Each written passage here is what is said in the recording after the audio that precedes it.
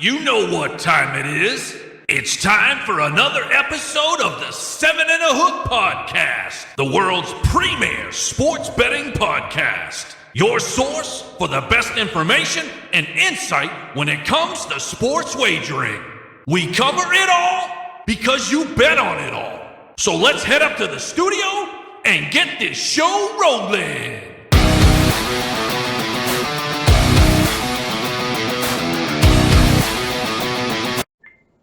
Hello and welcome everyone to another episode of the 7 and a Hook podcast, the world's premier sports betting podcast. I am Brooksie, the Irish Insider. Hey, certainly want to thank everybody that's been tuning into the show and following us on all of our socials, Facebook, Twitter, Instagram, the number 7 and a Hook. Find us, follow us, and don't forget to go to YouTube and search 7 and a Hook podcast. Give us a subscribe, and obviously in front of the screen, our website, 7andahook.com. Check it out. Send us some feedback. Man, I hope everybody's having a great day.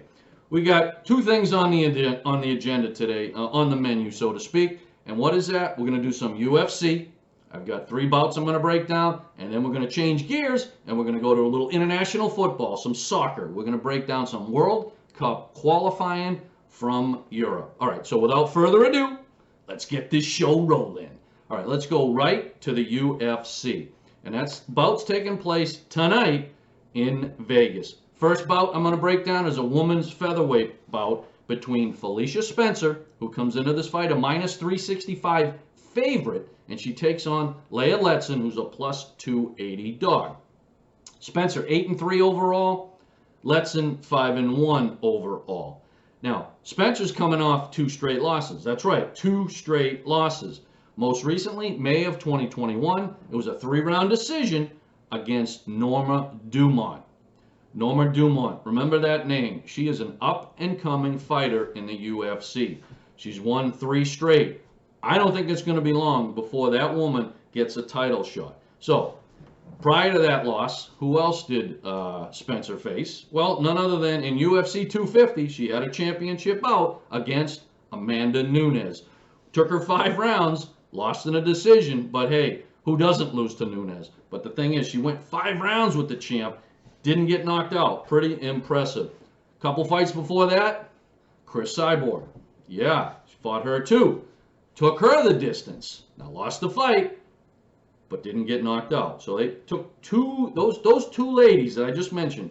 Those are 2 big fighters in the UFC. Well, Cyborg's out, but man, oh man, you go the distance with those 2. That's pretty impressive. All right, let's look at Letson.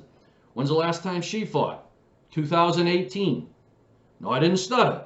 2018. It was part of the Ultimate Fighter finale. She won that bout. Now, she has scheduled 2 bouts in between that, but they both got canceled. So, maybe a little octagon rust. She's been out of the octagon competitively for almost 3 years.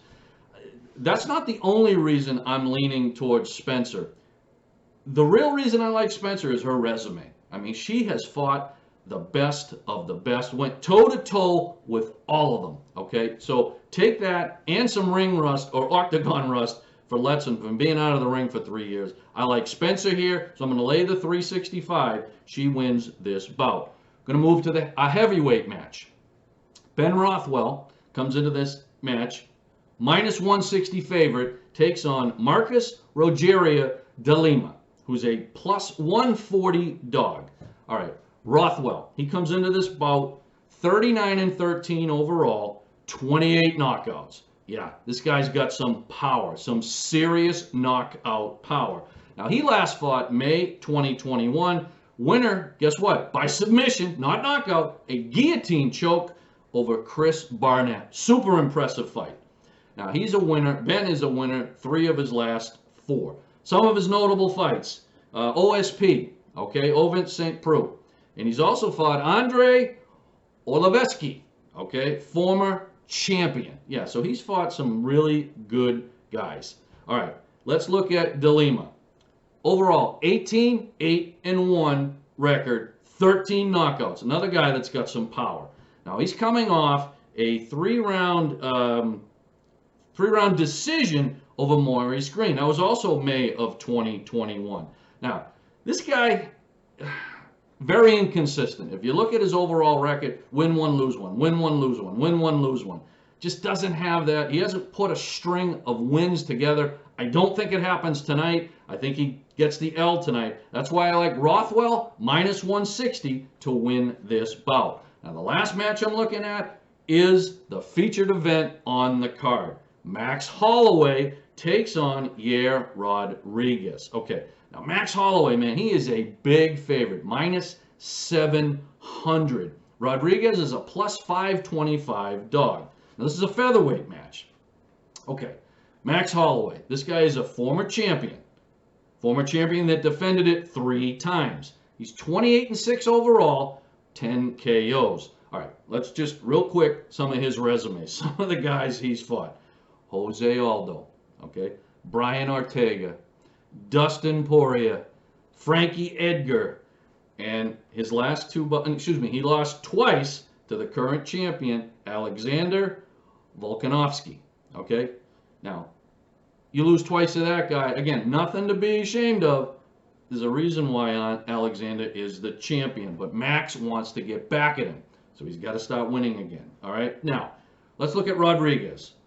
13-2-1 overall. His last fight, 2019.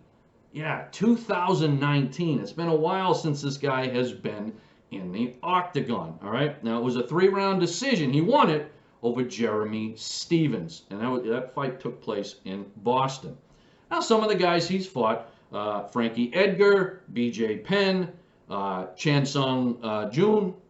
Okay, yeah, those are pretty good fighters. As a matter of fact, his fight against Chan back in 2018, if you remember that elbow, yeah, it was the fight of the night, but that elbow actually got him knockout of the year. This guy is super exciting to see in the octagon. Now, what do I think is going to happen tonight?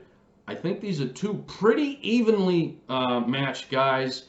I just don't see Max losing this match.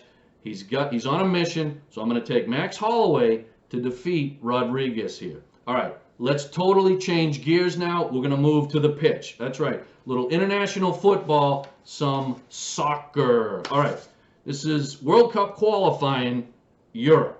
All right, we're going to go, first match we're going to look at is Estonia on the road to take on Belgium. Now, the money line on this match is just absurd, so I'm not even going to talk about it. I'm just going to look at the game itself. Okay, Belgium. They sit atop Group E. After 6 matches, they've got 5 wins, 1 draw, 16 points. All right, they've scored 21 goals. They've only let up 4. Now, they're coming off a 1-0 win at Belarus. They're winners of 3 straight. Okay, now Estonia. They sit 4th in the group. Okay, after 6 matches, 1, 1, and 4 for 4 points. They've scored 8 goals. They've let up 16. They're losers of 2 straight. Most recent, a 1-0 loss at home to Wales. Okay, how do I break this down? Well, first off, these two teams have met 7 times in history. Belgium has won 6 with 1 draw.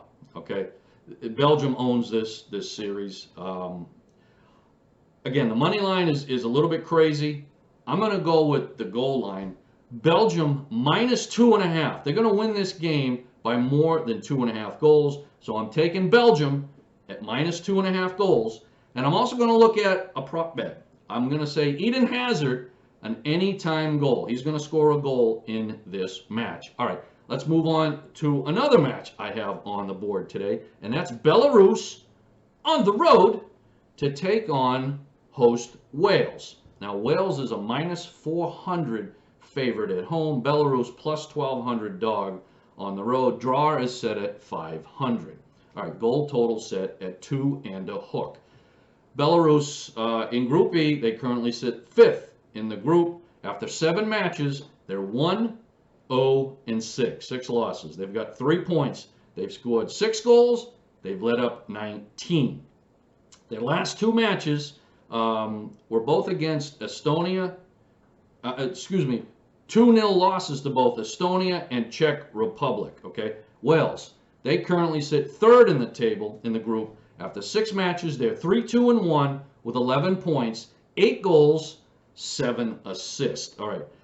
Wales, last time out, 1-0 winner at Estonia. Okay, Wales has never lost to Belarus, ever. Okay? It's not going to change today. At home, Wales gets it done. So I like Wales at minus 400. I like over the 2.5 goals. And I'm also going to look at another I'm going to look at both teams to score a goal in this game. Wales is going to win it, but I think you're going to see Belarus put a biscuit in the basket in this game. All right, last soccer match I'm going to look at today. Kazakhstan on the road to take on France. Again, money line is kind of absurd on this. I'm not really looking at it. I'm going to look more at the goal total and France, how many goals they may win by. So I kind of already told you I like in this match. All right, Kazakhstan. In Group D, they're last in the group. After 7 matches, they're 0-3-4 with just 3 points, the 3 draws. They've scored 5 goals. They've let up 12.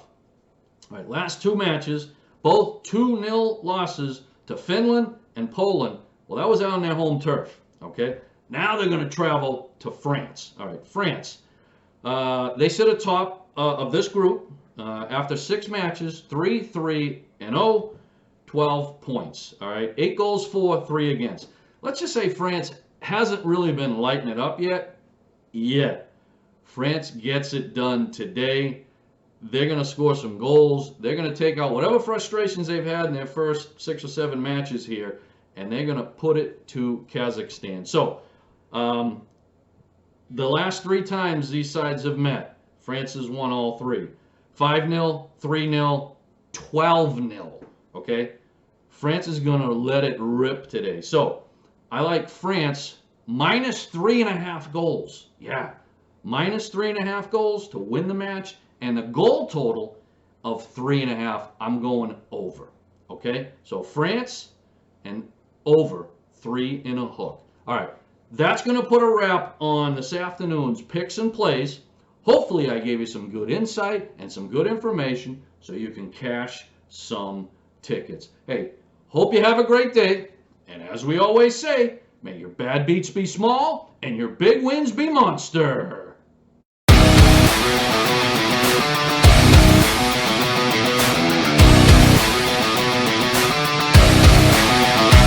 Thanks again for tuning in to the 7 and a Hook podcast. Until next time, may your bad beats be small and your big wins be monster.